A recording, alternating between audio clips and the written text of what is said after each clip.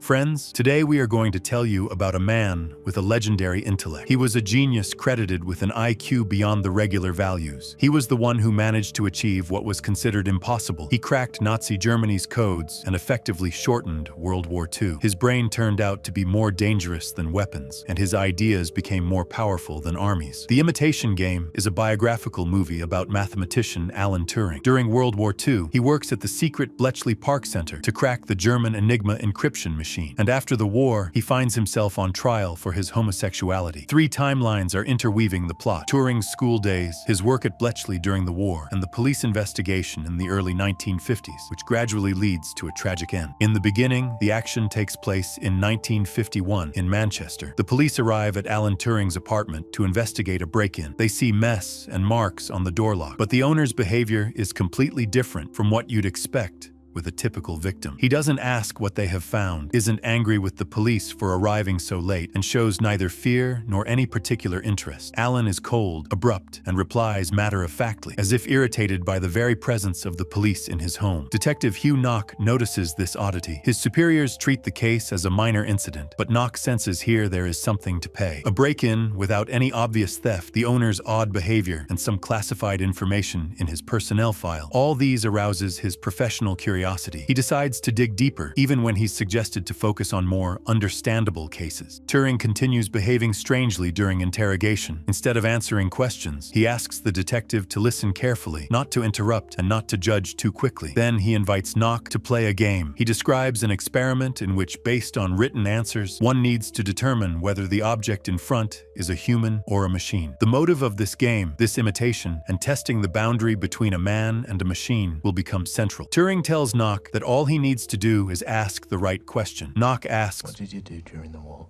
Turing clarifies, "Do you want to know what I was actually doing during the war?" And at that moment, we are taken into a long flashback, where we, along with the detective, begin to uncover the hero's past. The scene shifts to the late 1920s, to an English boarding school for boys. We can see the corridors and dormitories with rows of iron beds, students lined up in the courtyard, and strict teachers reciting rules and demanding perfect discipline. Young Alan Turing stands out among the students. He moves slightly differently than the others, as if he is constantly thinking over something of his own. He fails to laugh at jokes that his classmates make, and he can't find the right reply. During one lunch, he carefully arranges his food on his plate so that items don't mix. A neighbor at the table notices this, makes a joke about it, and attracts the attention of the others. For most, it's a source of laughter. For him, it's a small attempt to bring order to chaos, but no one notices it. He's being bullied. His classmates lure him into an empty classroom, close the door, quickly lift several floorboards, and literally push him down into the resulting niche beneath the floor. Then they put the boards back and nail them, leaving Alan in a cramped, dark space. We see his face in close-up. He's lying in the dust, hearing muffled voices and footsteps above him and trying not to panic. He doesn't call for help, either because he is scared of further humiliation or because he doesn't believe anyone will come. The teachers don't appear and no one intervenes. All of this goes unnoticed by the school system, and the movie deliberately focuses only on the children and their cruelty. Then we meet a new character, Christopher Morecambe. He's just one of the boys who happens to be there when Alan's at his worst. Christopher speaks to him as an equal, not as an object of stupid jokes. He helps solve problems, showing that it is possible to feel confident in mathematics and logic, even if in everyday life you're always not the right one. Later, Christopher gives Alan a book about codes and ciphers. Thanks to this book, cryptography enters his life. Its pages contain examples of ciphers, correspondence tables, and ideas about how one text can be transformed into another according to strictly defined rules. Then comes a quiet but crucial scene before the holidays. The class is sitting through a lesson, the teacher talking at the board, when the boys begin to pass notes, encoding their words through a simple substitution of letters. Nothing is explained in detail, yet something essential is happening. Without any direct confessions, a bond is forming. A small private code is born, their own language. This secret channel allows Alan, for the first time, to feel that he is not completely alone. In one of the notes, Christopher writes that they will see each other again in 2 weeks after the break. Alan reads the line, and a barely perceptible but unmistakably warm smile crosses his face. For the first time, the future appears to him not as a sequence of abstract numbers, but as something connected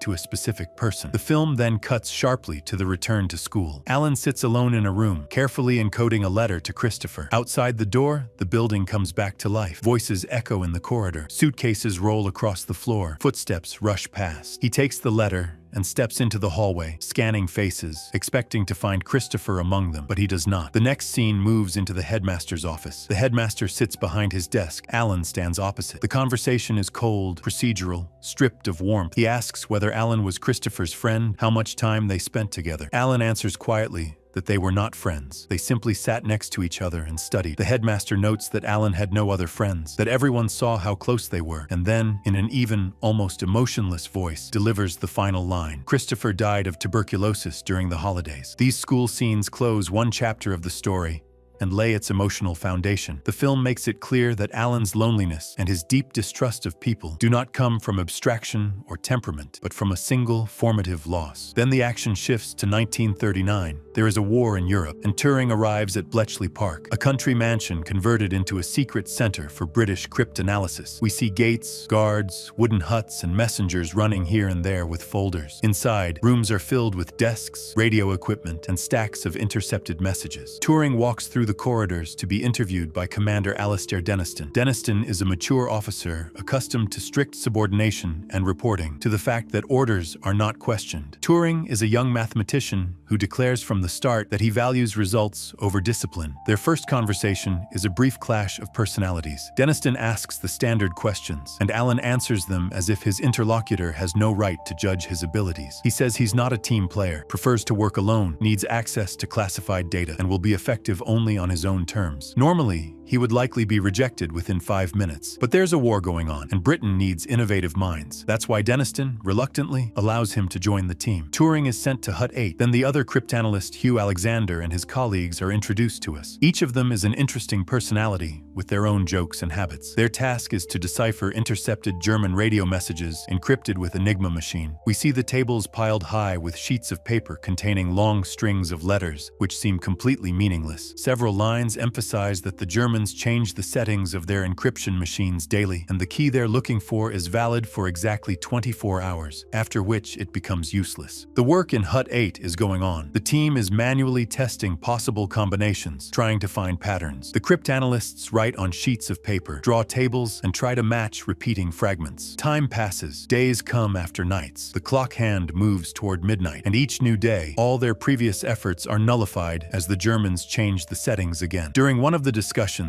Turing states out loud what's becoming obvious. They are physically running out of time. The key is changing faster than they can find it. And then he proposes a solution. They should build a machine that can do this work faster than a human, trying out combinations not one by one, but en masse. Turing writes a letter to his managers, demanding funds and authority to build such a machine. Denniston perceives this as impudence. The young mathematician asks for resources, like a troop commander. They have a tough conversation, but ultimately, with all his persistence and tenacity, Turing manages to obtain permission. He begins designing Bomb, a massive machine crammed with rotors, wires, and relays. We see heavy blocks being brought into the hut, engineers assembling the frame, securing panels, and running cables. Gradually, the machine rises in the center of the room, and the entire hut's life begins to revolve around it. But Alan's relationships with his colleagues become uneasy. While Hugh and the others spend their nights manually selecting keys, Turing spends his time over schematics and calculations, often isolating himself from others. He sounds abrupt, talking to others, as if he doesn't feel the need to explain what he's doing. He seems arrogant and disconnected from the reality of everyday work. Fights, mistrust, and behind-the-scenes jokes arise. At first, Turing is an outsider in Hut 8, despite their shared goal. At some point, Bletchley decides to expand its staff. A logic problem is published in the newspaper, and anyone who solves it quickly enough is invited to an exam. Candidates sit at tables in a large room. Joan Clark, a young woman, are among them. The guard at the door initially thinks she's in the wrong place, but she confidently walks in, sits down, and takes the problem sheet. They are handed problem sheets, and a stopwatch is started. The camera captures tense faces, ink on paper. Some get upset and throw down their pens. Others confidently write to the end. Ultimately, she solves the problem faster than anyone else, surprising the organizers and shattering their expectations of who could even get this job. After the exam, Joan is offered a job, but social obstacles are immediately identified. Her parents aren't happy, and society doesn't consider this a feminine career. Turing takes a personal interest in her participation and helps her secure a place in Hut 8. She soon appears there as a fully fledged member of the team. She immediately joins discussions, offers ideas, and quickly demonstrates that her level of thinking is in no way inferior to her male colleagues. She notices Alan's social awkwardness and begins to guide him in his interactions with his colleagues. In their conversations, she directly tells him that he can't always tell people they're wrong, even if he is convinced he is right. That sometimes it's important to say thank you and ask how someone is doing. For Alan, it's like another language he has to learn. He tries to adapt. He awkwardly invites his colleagues to the pub, tries to say a toast, and at first it seems odd, but over time, the team begins to treat him differently. Meanwhile, the machine is ready. We see the rotors spinning, lights flickering, wires humming, but for a long time, it all ends the same way. It's running late. By the time Bomb has exhausted enough options, it's already midnight, and the Germans change Enigma's settings again. Deniston becomes increasingly angry. For him, this is a huge, expensive contraption that doesn't produce a single decrypted radiogram on time. In one scene, he bursts into the hut, stops the machine, and announces that the project is being shut down and Turing will be fired. At this point, the rest of the team decides to intervene. Hugh Alexander and the others intervene and tell Deniston that without the machine, there's almost no chance. They all intend to quit, thereby protecting Alan and the machine. Hugh asks for 6 months to complete the work, and if they fail, they'll revert to the original decryption method. Deniston gives 1 month, or else he'll destroy the device. This is a significant moment for Alan. For the first time, he sees that he's not alone, that there are people willing to stand up for him, even if they don't share his character. At the same time, Joan's personal story unfolds. Her parents are increasing the pressure. An adult, unmarried daughter working nights in a closed institution is almost a scandal by the standards of the time. Their conversations revolve around ordinary life, marriage, and family. To allow her to stay at Bletchley and continue her work, Turing proposes. He speaks dryly, sometimes awkwardly, almost like a mathematical formula. They work well together, they respect each other, so marriage would be a sensible solution. Joan, however, accepts. They announce their engagement, and an unusually warm atmosphere reigns in Hut 8 for a time. Colleagues congratulate them, joke about Alan, and say toasts in the pub. John Kerncross's storyline also develops. He is a member of the team who sometimes defends Turing, standing up for him in front of others. But later, Turing accidentally discovers that Kerncross is hiding documents and passing some of the information to the Soviet Union. A heated conversation ensues. Kerncross admits to working for the USSR and to protect himself, threatens to expose Turing's homosexuality if he reports his espionage to his superiors. This is a dangerous point for both. Each knows the other's secret, and each understands how it can end. The turning point in the work on Enigma comes after the pub scene. The team is sitting around the table after another disastrous day, discussing what to do next. They are joined by a colleague who sorts intercepted messages. In conversation, she casually mentions that she sees the same thing every day. Weather reports that begin and end with the same phrases, often ending with Heil Hitler. For her, it's just a monotonous routine, but at that moment, the camera pans to Turing's face, and we see a new idea forming in his head. After that, he rushes to Hut 8 and gathers the team around the machine. He explains his idea. Previously, they tried to force the machine to try every possible key, but they have a crucial advantage. They know that most messages contain predetermined chunks of text. By taking these repeating phrases and searching for settings that produce meaningful output, they can radically narrow the search space. In Enigma, a letter never encrypts itself, and this rule allows the machine to immediately eliminate a huge number of incorrect combinations. Next comes one of the most tense scenes. The machine is launched with a new logic. The camera pans to close-ups, gears and rotors spinning, relays clicking, lights flickering on and off. Turing, Joan, Hugh, Kerncross, and the others stand in the hut, silently looking at the machine